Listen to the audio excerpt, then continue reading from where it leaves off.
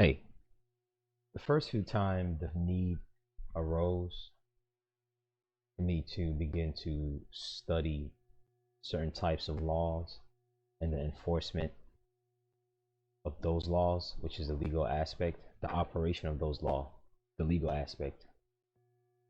The first few things that I came across was these group of men and women who express things in a manner where there was a lot of emotional stimulation, which is good because that's one of the ways that you're able to gauge the severity of things in certain circumstance.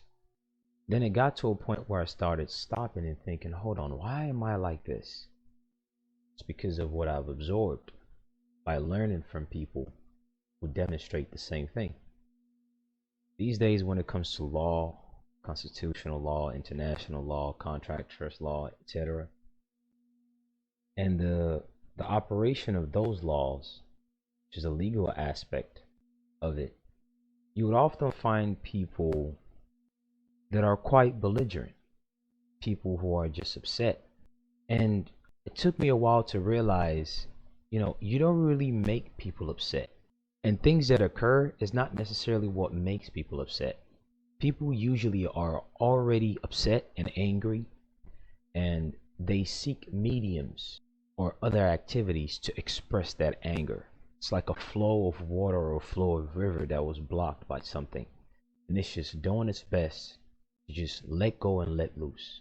It's very much like how they say once you start having certain types of experience in life, when you gain spiritual knowledge or financial wealth and all that, that you get worse. You become an asshole. Not quite. It's just you. It's the part of you that you've always wanted to come out. That's just naturally coming out. And whatever activity you're engaging in becomes the medium for you to express that thing. Same applies with people who look into laws and legal aspect of things and study things. One mistake you should not fall into, regardless of whether you've only been studying things for a year or you think you're a professional at it, you've been doing it for 6, 7, 11 years, good for you. Good for you.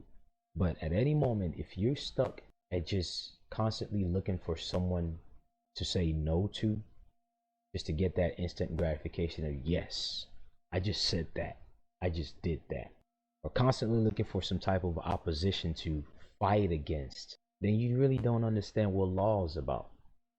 You really don't understand what your essence is about.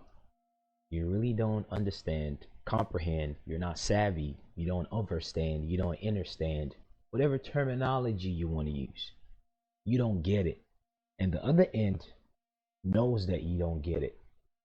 Use emotions, but make sure it's very deliberate and very specific in the manner whereby the power that it comes out of your mouth and the way that you enforce the law is not hampered, is not affected negatively. Because it's very easy to get carried away with saying, oh, these are bad guys, they're doing this, I'm not under your jurisdiction. Okay, good. Nothing wrong with you saying that. You have the substantive right to bring up your own claim. But know what jurisdiction is, know the different types of jurisdiction and how jurisdiction is gained. If you're under house arrest, trust me, they got personal jurisdiction over your body. If you signed an I bond, a D bond, if you're compensating some bondsmen monthly, trust me, they've got subject matter jurisdiction on you. If you signed anything with them with UCC 1-308 and you think that's the end of it, and because of you reserved your right, and you think that's it, and because of that they don't have jurisdiction, you're deceiving yourself. The reservation of something exists for the purpose of you coming back and entertaining the reason why you reserved it in the first instant. The reservation of your rights is not the end and the limitation of any given act under any given instant. So if you put UCC 1-308, that's a half-truth somebody have told you. There's something else that you're supposed to do to follow up. You're signing that thing up as a reservation of your rights, right? Meaning you're reserving something in the meantime just to get something done right now based on the emergency of the circumstance. which could be duress, threat, or stress. Principles of contracts, right? It annuls a contract if you're not in your right mind. If you're in distress, threat, or duress, you're not entering it out of free will. So you reserve your right. But that is not the end. If you think they don't have subject matter or personal jurisdiction over you just because you reserved your rights, someone has led you astray, and you've decided not to check the road map, or you decided to stop for a moment and look at your surrounding as to what you're doing or what is going on. What you need to do after you reserved your right is to rescind your signature. Your right to rescind your signature, your right to modify a contract, is in fact what you are reserving when you sign that thing, all rights reserved, or use the Uniform Commercial Code version. And these are little subtleties that happens that the other people on the other hand looks at, and they know they got you. They just know. They know you're a charlatan.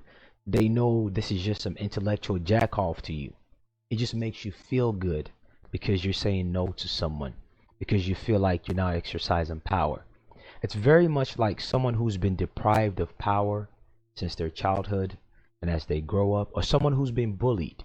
Get bullied so much that once you finally grow up, you're looking for a way to let it out, to heal from that damage.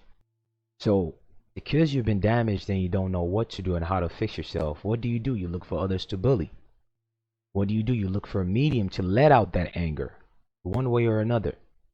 Don't use law or the operation of law, which is the legal aspect of things. Don't use it as a medium to express whatever personal feelings, anger, hate, feud, sorrow, loss, whatever it is you have. Don't use it as a medium for that.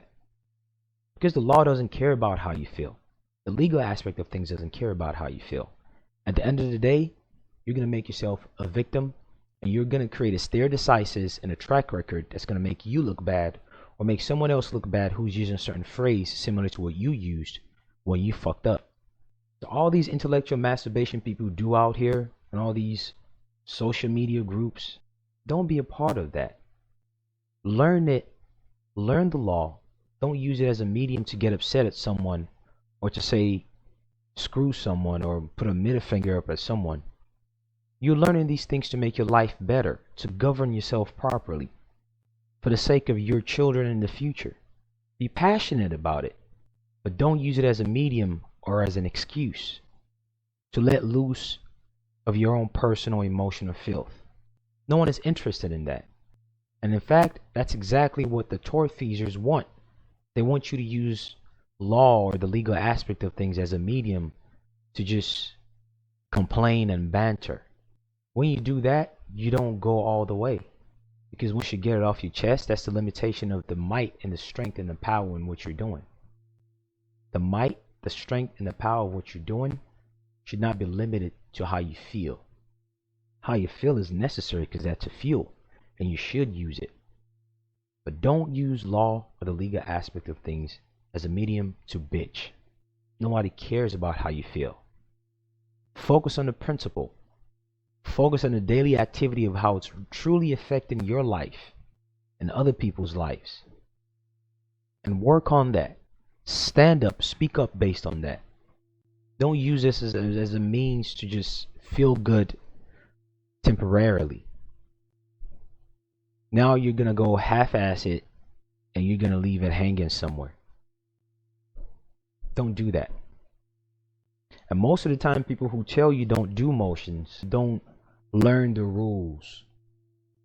These are the type that often just want to say things to be emotionally stimulating, which does in fact captivates people's mind. It captivates people's minds. It keeps them captive. So people run around doing stuff feeling good, spending all this time, valuable time, just so you don't get any results at the end of the day, just so you could just feel like you're doing something. Your time is too valuable and your life is too valuable for you to just keep intellectually jacking off. There are people out here with a lot of resource who are on the back end looking at things from a bird's eye view and are just waiting for the right people to come in their right minds and stop intellectually jacking off, and you will get the right assistance you need. Start off, get it going, and people would actually support you. But if all you're doing is just looking for some opposition to argue against, to try to show your knowledge of the law to, then you've got this whole thing wrong in the first instance.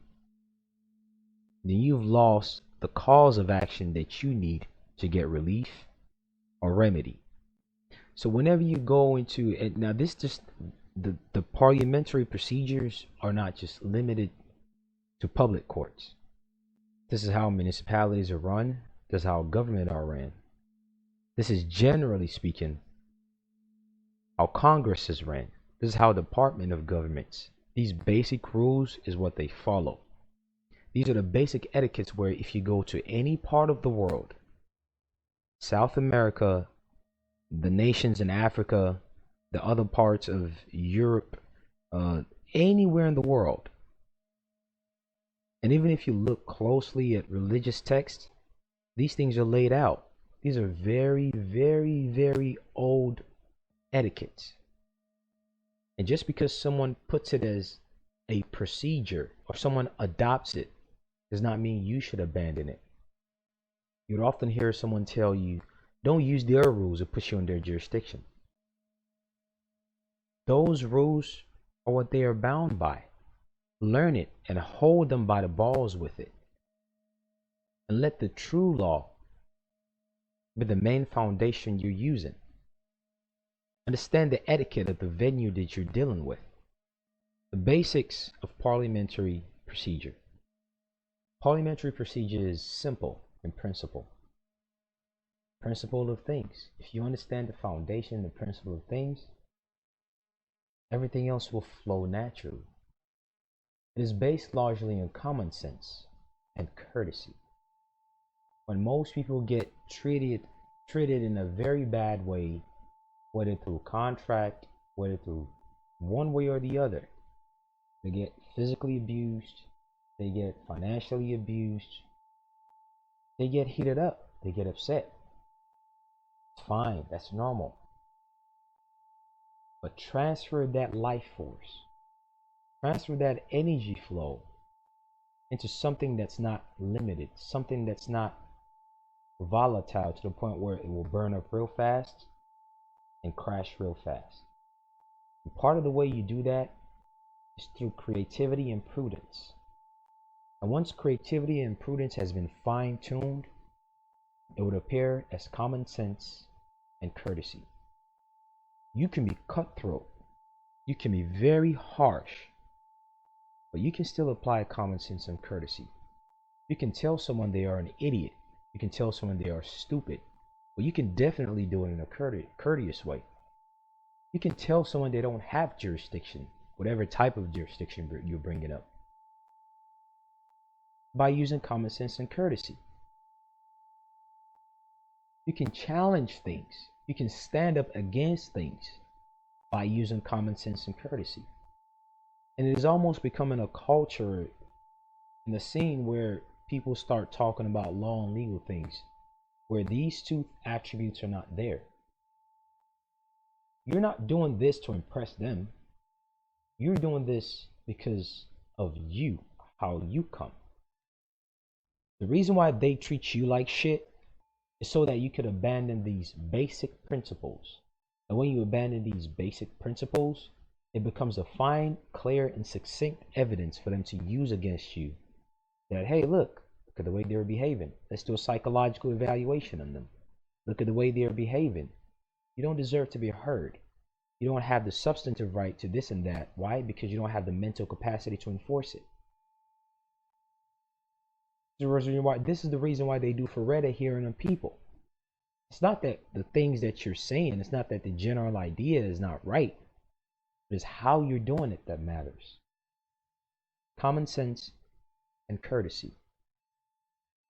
You just don't go around barking at people. Believe it or not, there's no power in that.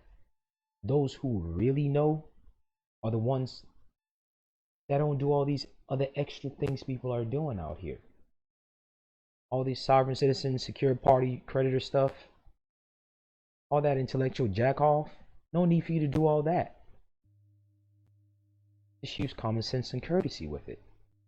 If you're really confident in what you're doing, your papers wouldn't be 14, 15, 16 pages. You wouldn't be listing statute after statute, and case laws after case laws.